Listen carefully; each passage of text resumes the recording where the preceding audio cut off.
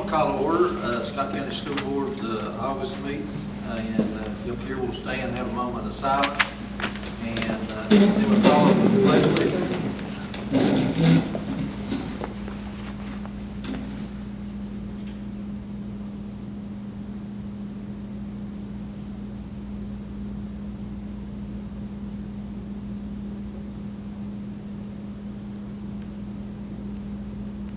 Thank you. Mr. Shelley, could you lead us? Pledge allegiance to the flag of the United States of America and to the republic for which it stands, one nation, under God, indivisible, with liberty and justice for all.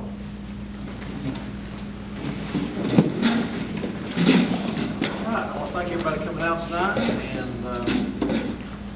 we'll just move right along. So the items to add to the agenda, or approval agenda, I don't have anything to add. We have a new updated agenda that was laid on out on the paper there. Actually has superintendent through F, so that'll be the correct one. Does y'all have something else to add to the agenda? Make a motion approved. Got a motion from Mr. Sally? Second. Got a second from Mr. Meade. All in favor? Aye. Aye. Opposed? Motion carried. All right, approval of minutes. Our last meeting was July the 8th, our regular meeting. And if y'all had a chance to look over the meeting minutes.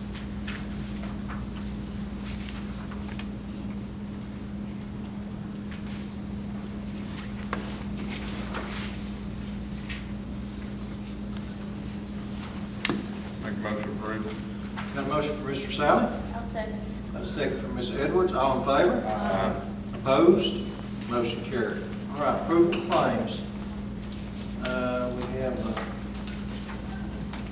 expenditures for the summer, even though not in school, we still got bills coming in. If y'all had any particular question, concern over any kind of value, amount, you get it addressed to someone who can answer the question.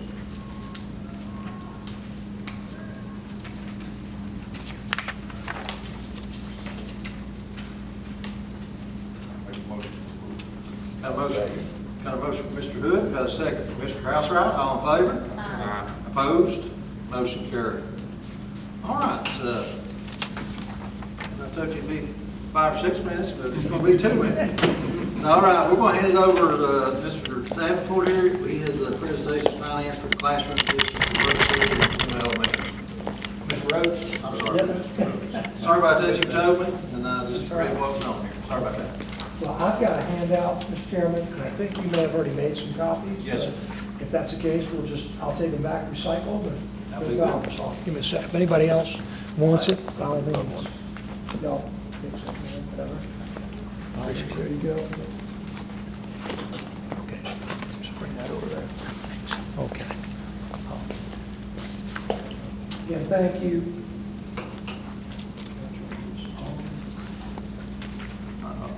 Not. Let's see here. Can't tell. But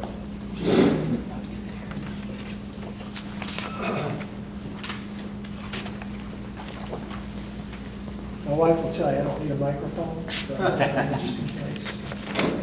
Say that. I'm gonna look so tech savvy here, but I can't even turn the microphone on. It's not a button right we there. might have it turned off over too, because we had a little water issue. We're working on the roof right now, so it might not. Well, again, my name is David Rose, and it's a pleasure to be here.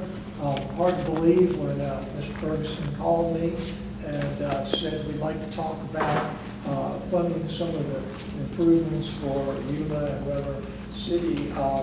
It has been about 12 years since we last worked with you on the performance contract, Energy Works. So we did that. So again, time flies. But on page 1, just for everyone's benefit, I am a financial advisor to the county and indirectly then to the school board. We don't compete with banks or brokerages. We're fiduciary.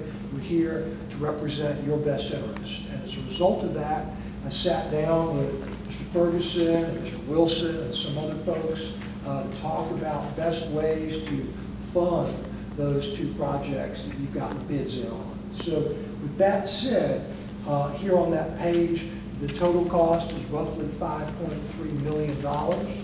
And we understood in our discussions with John that there's basically approximately $400,000 a year that has been set aside going forward to pay the debt service if you should move forward on these projects. What I told John in working with them is basically, given all that I know, I believe the county / the school board can responsibly do these projects and take care of them just like you did with the performance contract. And in fact, the performance contract, when we did our estimates back then, you actually paid the debt off early. So it was even better than we had hoped for when all of that was said and done. So I'm here tonight. If you approve what we're going to recommend, we'll then be in front of the board tomorrow morning and ask them to do likewise, because it takes both parties to be able to move forward. So that's the idea. If you go to the next page, page 2, as I indicated, we did the performance energy the same way we're looking at doing this now a dozen years later. What we did then, what we're recommending, Mr. Chairman and members of the board, is to do a dual track approach. What we mean by that is we would look at both the state program, which is the Virginia Public School Authority, which has been around for 50+ years, administered by the state treasurer's office, as well as looking at doing some direct bank loans to any and whatever bank, be it local, regional, national, that can provide us the kinds of funds and the kind of terms and conditions that we want. So we're indifferent to that. The idea is we've got a schedule here to look at doing both of these, but the important thing is that we believe that either way, we can have funds in hand by the end of October. And so there'll be certain things you will need to do, certain things the county will need to do, as well as possibly the EDA, depending upon how it works out. So on page 3, next steps. What we're going to be requesting tonight is that you, as well as then, of course, the county board, allow us to go forward and put out a solicitation for banks, direct bank loan. If we do not like what we get back, we're under no obligation to go forward. They will give us, we hope, guaranteed fixed rates for a period of time. If we don't like it, we don't have to go forward. It's important to know that just by saying yes to this process, you're not obligating yourself.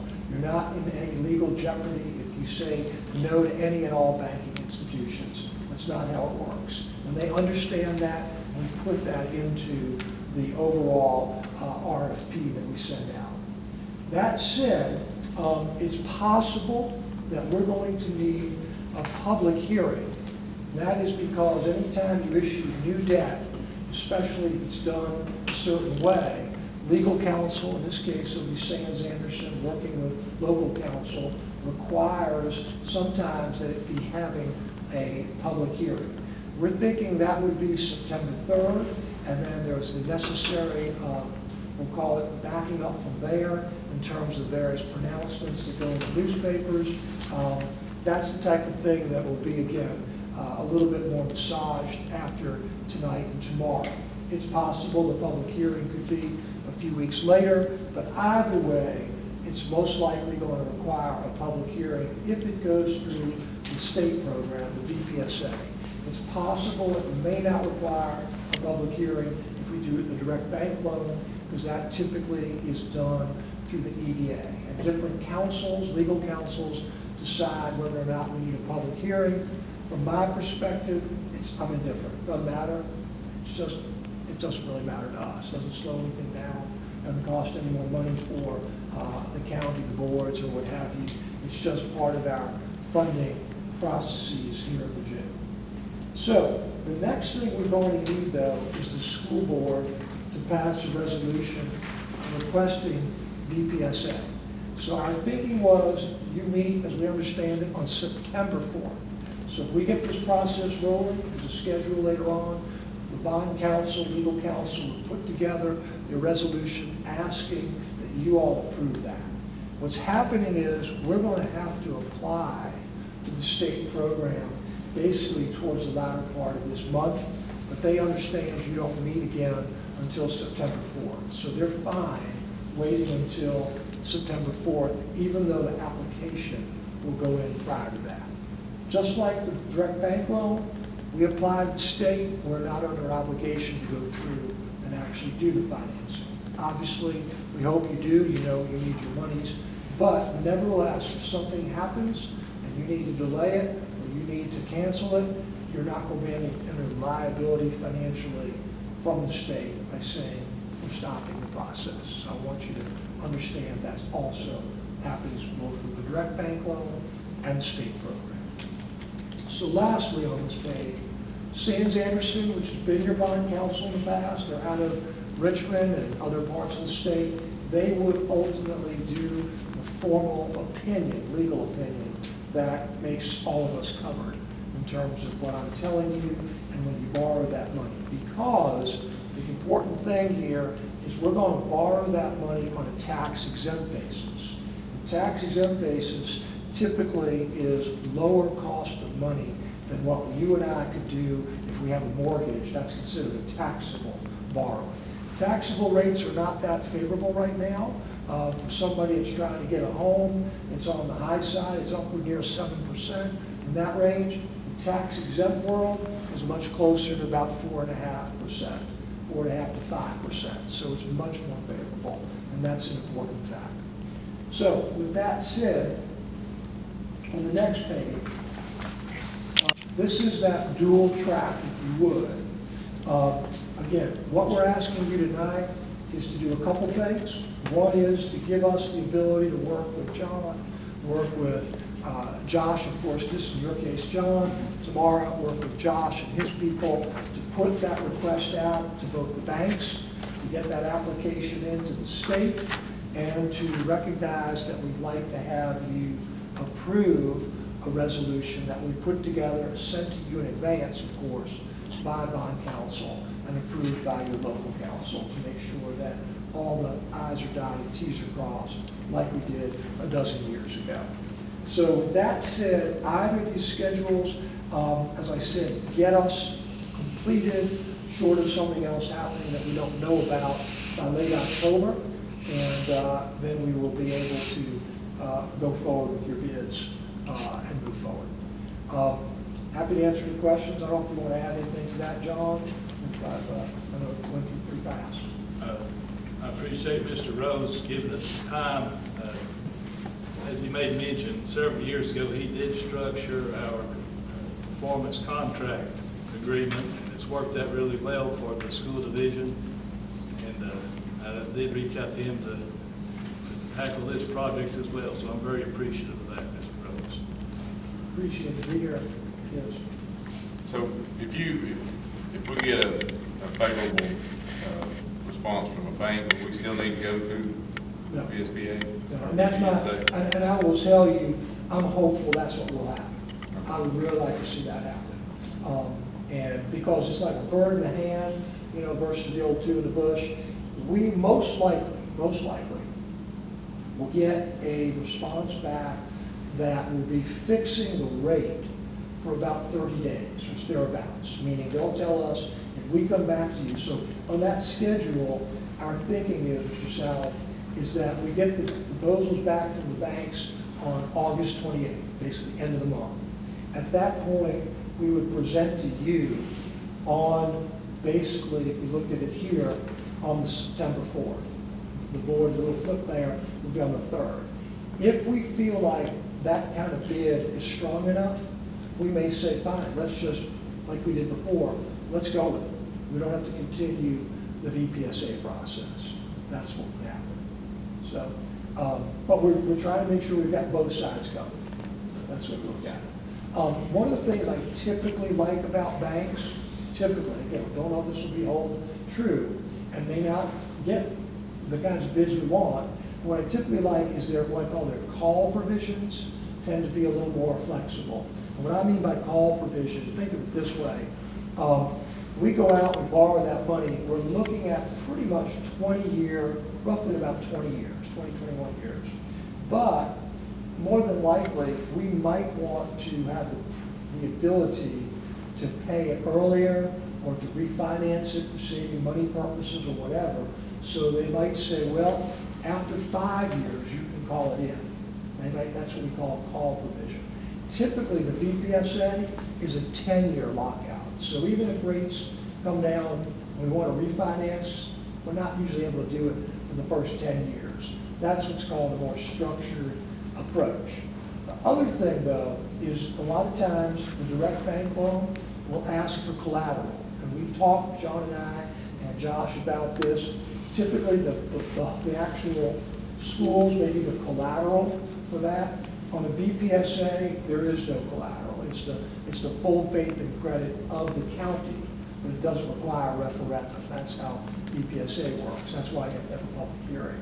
But again, I'm not really worried about that. That collateral is pretty easy because you've got more than enough to satisfy the bank. So it's going to be, again, we're going to come back to you. I hope we come back to you with some good things to look at. Lastly, we're going to look at, recommend roughly that 20 years. I could see some banks, which we've done in the past, say, we'll lock in the first 10 years, and then after that, we reset the rate. I'm okay with that. Sometimes they do 15 years. They may get all 20. We'll just kind of evaluate that, depending upon what they do. So we'll see. But that's the thinking. And again, it's, the county, from my perspective, I've been around and working with Scott County and with the folks out here, from Richmond for some 35 years. I've been doing a long time out here. And so I think they're going to look favorably on the credit of Scott County and the way the county operates. So we'll see. If they don't on the bank side, then we'll go to the VPSA side because that's the alternative. So hope that's helpful. Usually set up like a one payment a year deal. It's probably going to be 2 payments a year. That's typical. Like that. Yeah. 2 payments a year usually. So. With the performance contract, in August, we would pay the interest, and then in the spring, I believe it's Right. February, is that about the time frame we pay toward the principal and another interest amount? And that's usually what we see. So I view it as 2 payments. It's, one's interest and one's principal. But they may actually say half and half or something like that. But from our perspective, it's roughly the same $400,000. It should be around that amount. So I feel like we can set this up right and do some structuring, even if, because we think the payments will probably be, I don't want to say what we think the payments will be banking, so we'll keep that out of the notes, but hopefully we'll think we'll be in that range. So we didn't make a resolution that on. The resolution will be for the next meeting as far as that. So we just need, Mr. Rose just needs permission to move forward. that's right. so just make a motion. I'll make a motion for Mr. Rose to go forward with this funding for our schools additions. I'll second. Got a motion from me, got a second from Mr. Edwards. All in favor? Aye. Opposed? Motion carried. Thank you. Thank you, Mr. Rose. Thank you all. Sorry, I called you.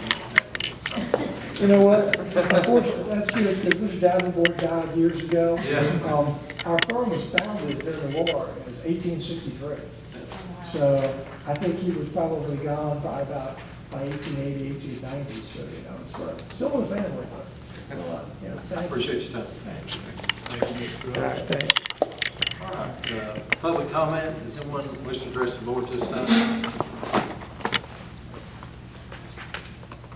Mr. Chairman, the board members, if you don't mind, there's a young gentleman directly in front of us here. If he doesn't care to stand up, I'm going to embarrass him, I guess. This is Mr. Josh Wilson, our new county administrator. He's a Dixie native, graduated Dixie High School in 2012. 2012, a few years ago, but he's come back home. So want to make him welcome again, Mr. Josh Wilson, Scott County Administrator. Yeah, I appreciate that, and I look forward to working with everybody. And feel free, always reach out if you need anything. Be available. Hey, welcome aboard. And we wish you the best. Thank you, appreciate that. Thank you. All right, our next item is superintendent report. I'm gonna hand it over to Mr. Ferguson. Thank you, Mr. Chairman. Members of the board, in your package, you will see the Head Start financial report for June of 2025. This is a preliminary report. And with that being said, unless you have any questions in regards to this document, I ask your approval as presented. I'll make that motion. Second.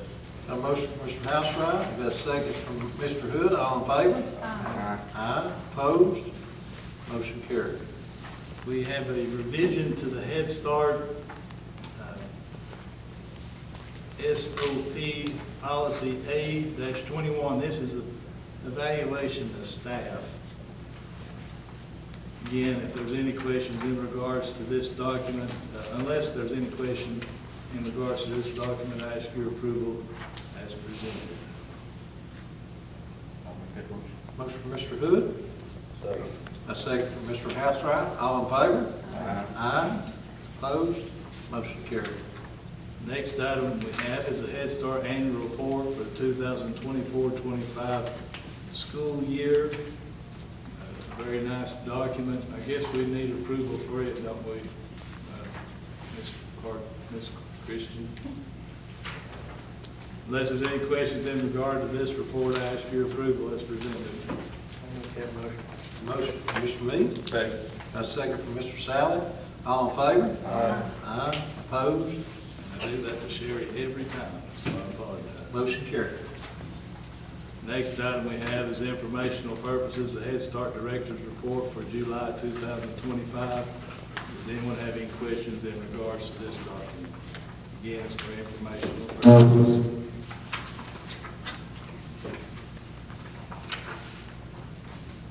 Next item we have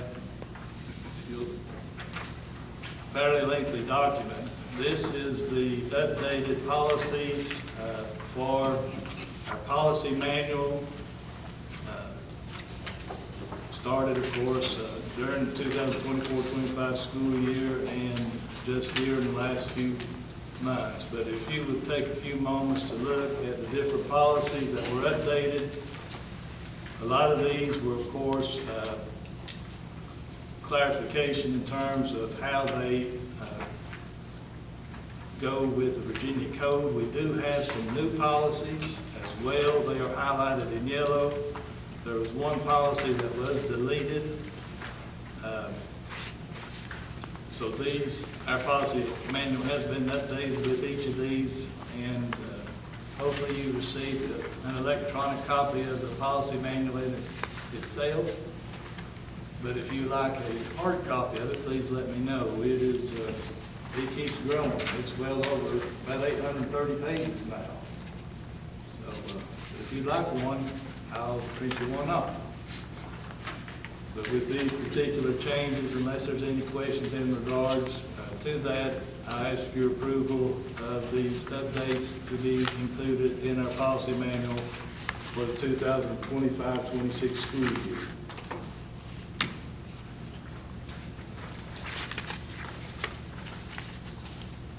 I'll make a motion.